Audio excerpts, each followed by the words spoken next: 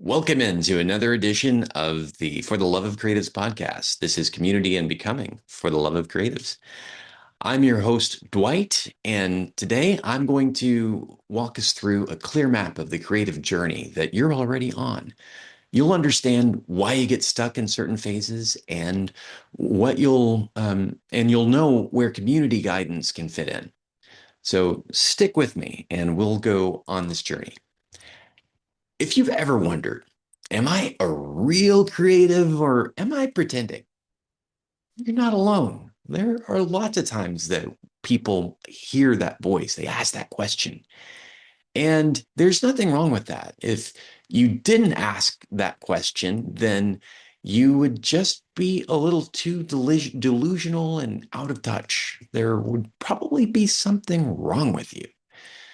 There's a predictable journey that most heart-centered creatives walk through. And as we go through this conversation, I want to lay out a map so you can stop feeling lost and start to have a sense of where you are, carry a little compass, if you will. It's going to take you a while to get to the point where you have mapped out all of the terrain. And that's what we call practice. I've been on this journey, and frankly, you have too. You just may not have called it out. And I'm going to enjoy spending a little bit of time now to walk a little bit of it beside you.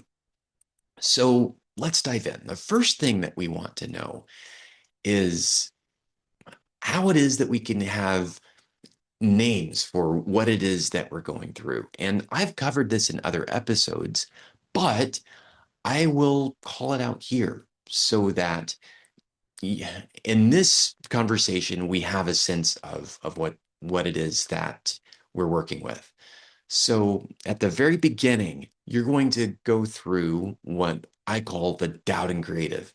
That's where self-doubt, comparison, and I'm not good enough live. If you are able to make it through, break through in that, the next logical place to land would be what I call the awakening creative. That's when you realize your voice matters and you start taking yourself seriously. And beyond that, there's the emerging voice. That's when you begin sharing more deeply and testing your message in public. And what I call the authentic creative, that's when your voice feels rooted. You create an alignment with who you are, and often you find yourself in a position where you're leading others. The main fear or frustration for each of these is a little different, and we'll let's kind of dive into them. So in the doubting phase, you want to make your work matter, but you're carrying a constant fear of rejection. You're in a state of always wondering, well, you're looking and you're scrolling the other people's feeds and you're thinking, they got this all figured out. I'm so behind. And it can be hard to live in that space. You've got a lot that's weighing on you. And here's the thing. Each of the phases has something like that they're working through. I mean, there's in the awakening creative, you start to feel like you've broken past some of the old patterns, you've outgrown certain things, and you're craving authenticity. And you want to stop proving that you're a creative and start trusting.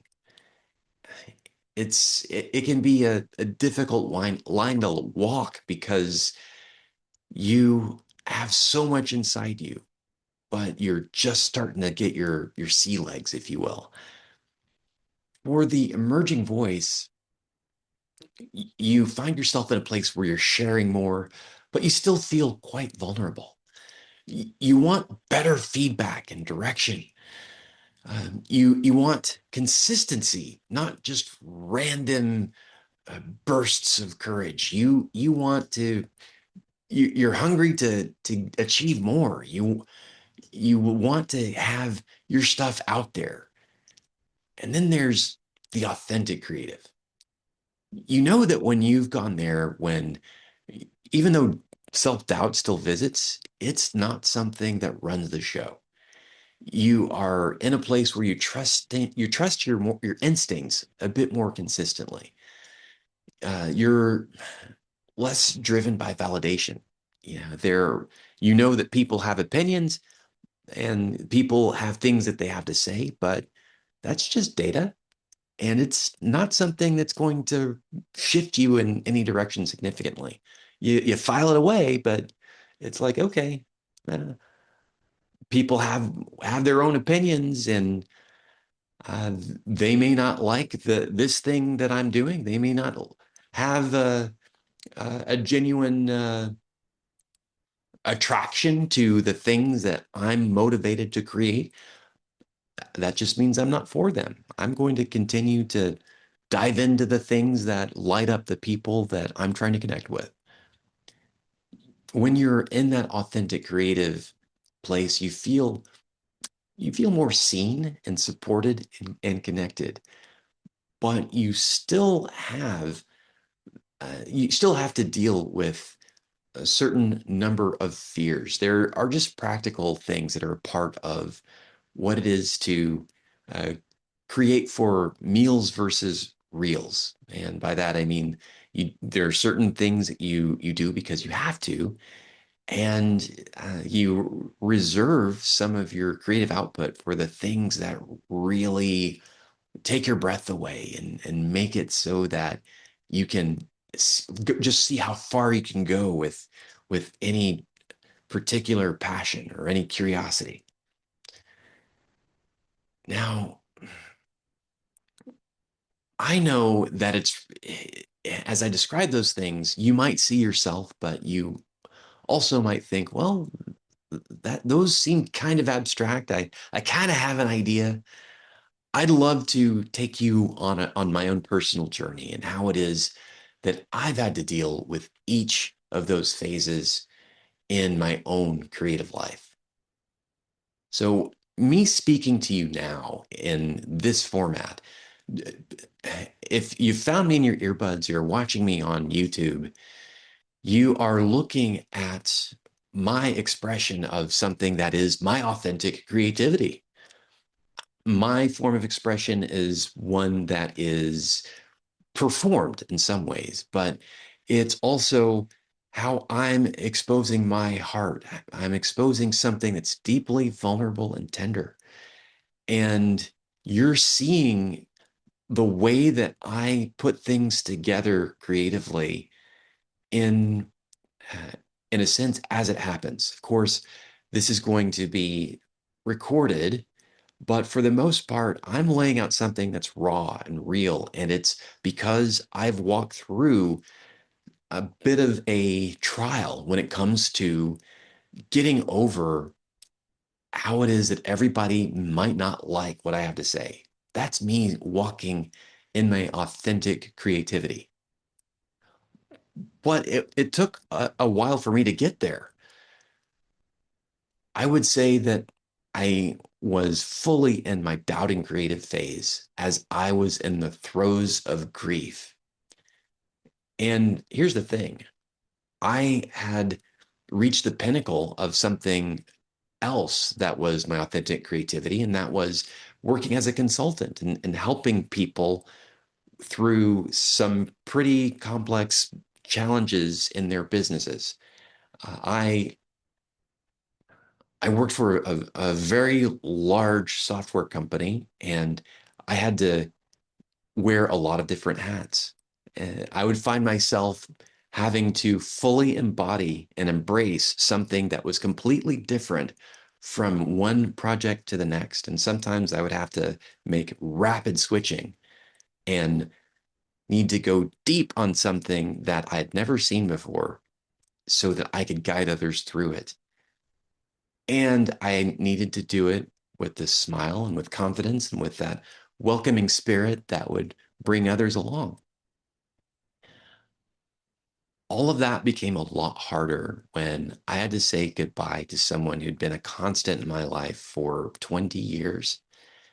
And there's just nothing that prepares you for when you see when you see the life move out of someone's body, and there are just parts of how you're wired that make you think that they're always going to be there, even though there's the intellectual part of you that knows that death's a possibility and you've been preparing for it for months.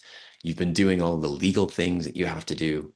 When it actually happened, I was not ready and I was not well for quite some time. But that was the precipitating incident that had me asking who it was that I needed to be and what it was that I wanted to do to define how I was going to live. And I could see the gift from that horrible thing happening at the time, I thought, to me. But with a little bit of growth and reflection, I could appreciate how, as devastating as the grief of losing a loved one is, there are ways that it was happening for me. And so I developed a spark, a curiosity. I started looking at things, looking at creative pursuits that I had tried at earlier points of my life in childhood and cast aside. I looked at them through a lens of those being childish things and things I needed to put away because I needed to enter the respectable world of work and business or academics, and I needed to focus on just those things that were acceptable in certain realms. And as I started to pull on that curiosity, I started to write more. I started to look at biographies as a source of inspiration and trying different things. I started to look at things that I had done when I was on a forensics team in college that really lit me up at the time. I was having a great time doing the dramatic readings and looking at how to build arguments and looking at frameworks for presenting ideas. All of that stuff really lit me up. And when I was in that grief spell, I started to look at those things again. And I had curiosity for things that I'd never seen before. It was when I was invited to go to a coaching conference by my partner that I got to see a door opened that made me look at how all of the work I'd done as a consultant for a software company had been preparation for something else that was to come. And I was in a place where I was thinking, oh, is this something that's even possible? Can I really do this? And it wasn't until I was involved in the actual training that I started to feel like I could do this. Oh my goodness. I went from that doubting creative mentality of, oh, well, yeah, this isn't real. I can't really do this, to having those moments, those wins, when I could feel myself breaking into another phase. I had the awakening creative energy around the fact that, oh, wait, I was hitting the marks. I was making things happen in a way that was helpful and useful. I was getting traction. And it took years of going through the process of doing what was required for the certifications before I really had the confidence to see how the things that I learned in formal coaching school had applications in other realms, and I could bring them into other things that I was doing. I started exploring other ways of approaching how to show up in life. And I started going deeper on my interest in ancient philosophies and looking at how people are related and seeing how there are those universal truths in physics that also seem to show up in human relations. And oh my goodness, I I really went down some rabbit holes. And then I reached a point where I started applying the things that I was learning to new areas. Uh, I had there was a long time that I had stayed away from social media entirely because I had seen enough things to know that it was poison, or it could be. It could be deadly.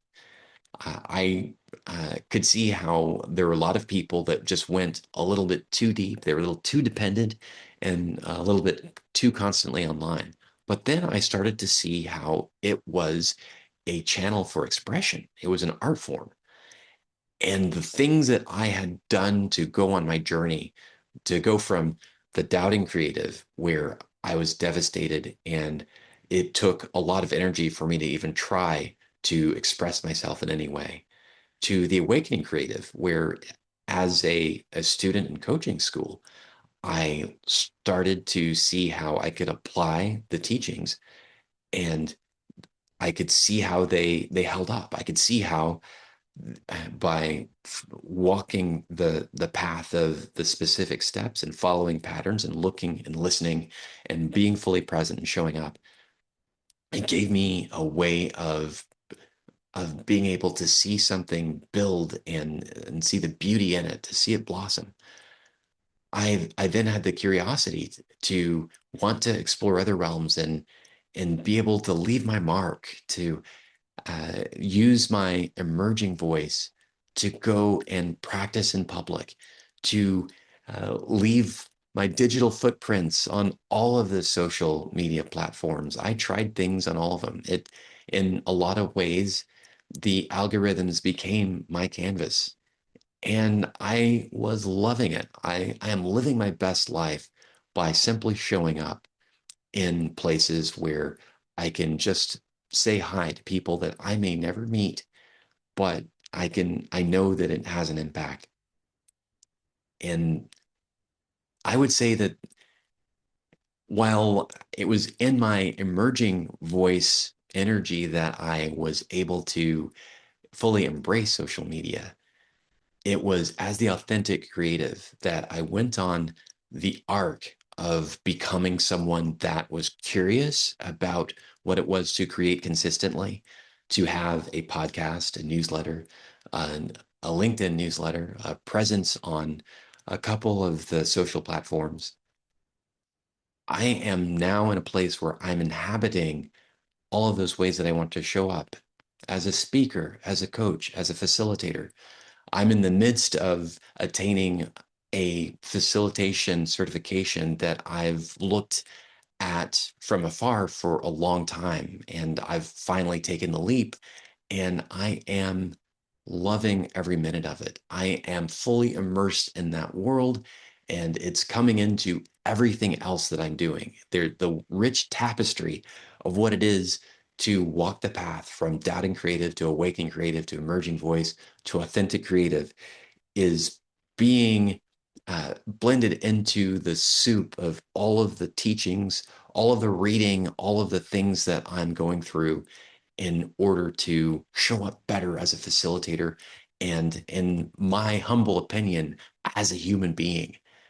I have such a joy for the way that all of these things come together in a rich tapestry.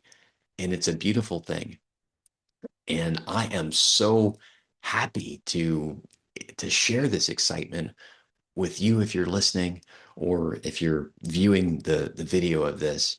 I am all here for it.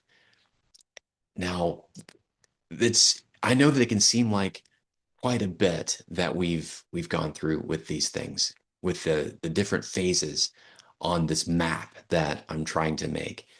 And I would like to make sure that I am quite clear in the fact that you can inhabit multiple phases at once, depending on different contexts, on different mediums, on where you are with your internal weather.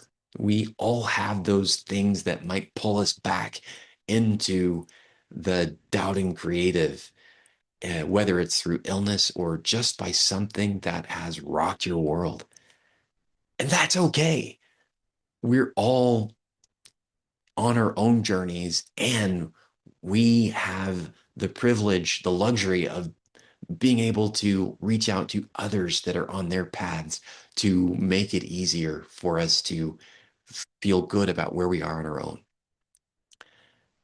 If you ever feel like you're not exactly where you need to be, I want you to just take a beat and realize that you are exactly where you are because there's something larger at work, and it's going to make it to where things fall into place brilliantly at some other point.